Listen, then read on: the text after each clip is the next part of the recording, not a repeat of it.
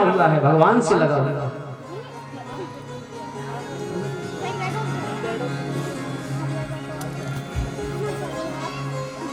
भगवान श्री ठाकुर जी की कृपा। हजारों असुरों के बालकों ने एक दिन प्रहलाद से कहा कि प्रहलाद, ये तुम जो भजन करते हो, ये भजन करने से क्या फायदा है, क्या मिलता है? तो प्रहलाद जी कहने लगे कि मेरे पिता ने मुझे मारने का प्रयास किया, लेकिन मेरा कुछ बिगाड़ पाए? ये इसी भजन का प्रभाव है, उसी नारायण का प्रभाव है। होलिका नाम की राक्षसी मुझे जलाने आई, लेकिन खुद जल करके राख हो गई। इस कथा से भी सीख लेना, जो भगवान के भक्त को जलाने का प्रयास करता है, वो जल करके स्वयं राख हो जाता है। वो भक्त वत्सल भगवान। प्रहलाद जी मन ही मन कहते हैं कि ये जो जीवन है ना, ये जीवन 4 दिन का जीवन है। हम और आप भी इस कथा से सीख लें।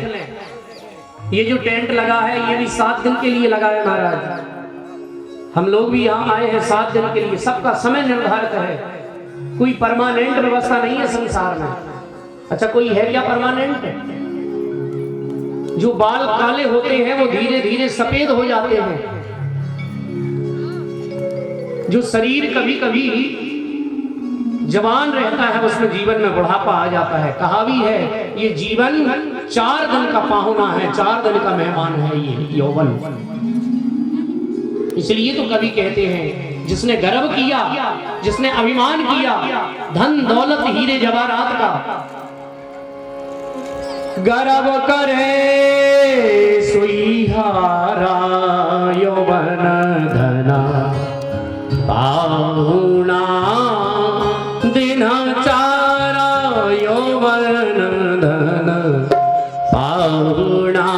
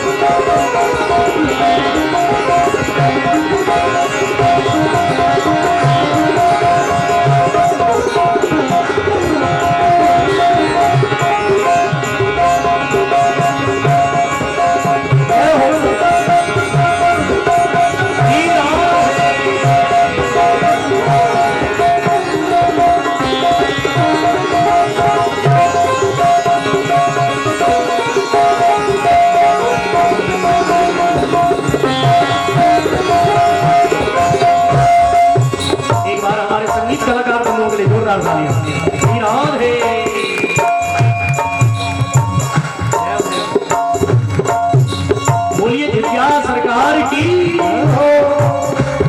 कितने सुंदर शब्द लिखे हैं कवि ने। 1 लाख पूत 1.25 लाख नाती, 1 लाख पूत 1.25 लाख नाती, 1 लाख पूत 1.25 लाख नाती।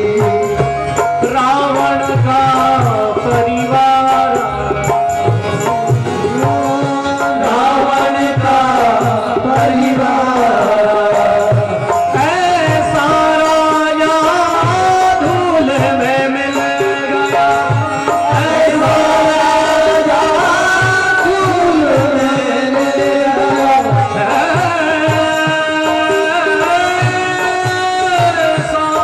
राजा धूल में मिल गया, ऐसा राजा धूल में मिल गया। ये कौन लोभन हारा यौवन धन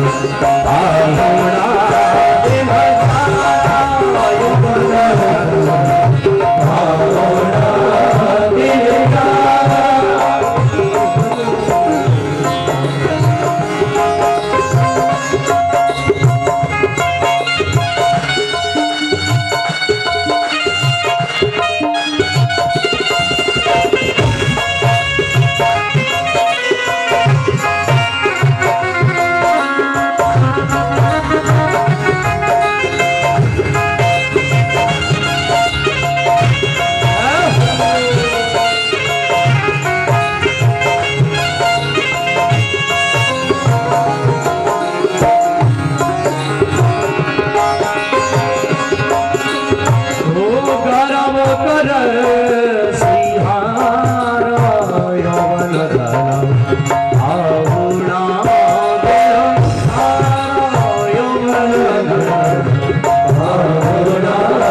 दिवसा यौवन धन आहुणा दिवसा।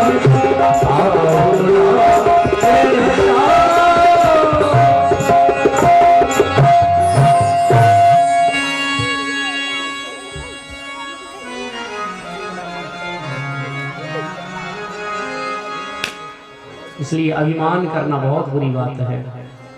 प्रहलाद जी यही तो कहते हैं कि मेरे जो पिता हैं ना बड़े अभिमानी हैं, वो अभी जानते नहीं कि ठाकुर जी की कृपा क्या होती है, मेरा नारायण क्या है, ये केवल मैं ही जानता हूं। कौन कहता है भगवान आते नहीं है, प्रेम भक्ति से उनको बुलाते नहीं है। कौन कहता है कि भगवान हमारे घर नहीं आते हैं, प्रेम भक्ति से उनको उन्हें बुलाते नहीं है। भगवान तो कहते हैं रे संसारी जीव, मैं तो तेरा बनने के लिए बैठा हूं, और मैं तो मंदिर में बैठता नहीं हूं, मैं तो खड़ा रहता हूं।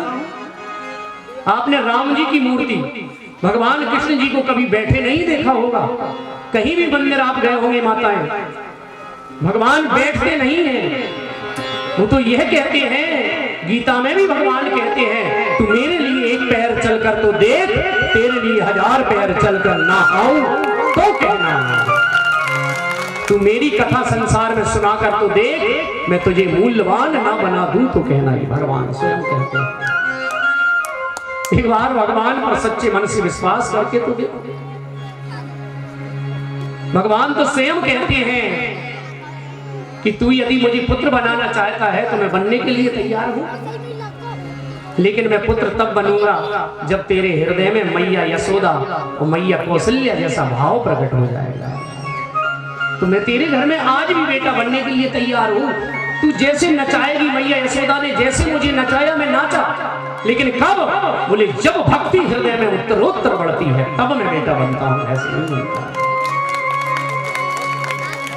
हम तो छोटी सी बात पे शंका कर लेते हैं कि शायद झरिया सरकार जा तो रहे हैं, झरिया सरकार हमारा काम करेंगे कि नहीं। अरे एक बार विश्वास करके तो देखो, ये दरबार ऐसा है, शायद आप लोगों ने अभी यहाँ कोई भी प्रमाण नहीं देखा होगा।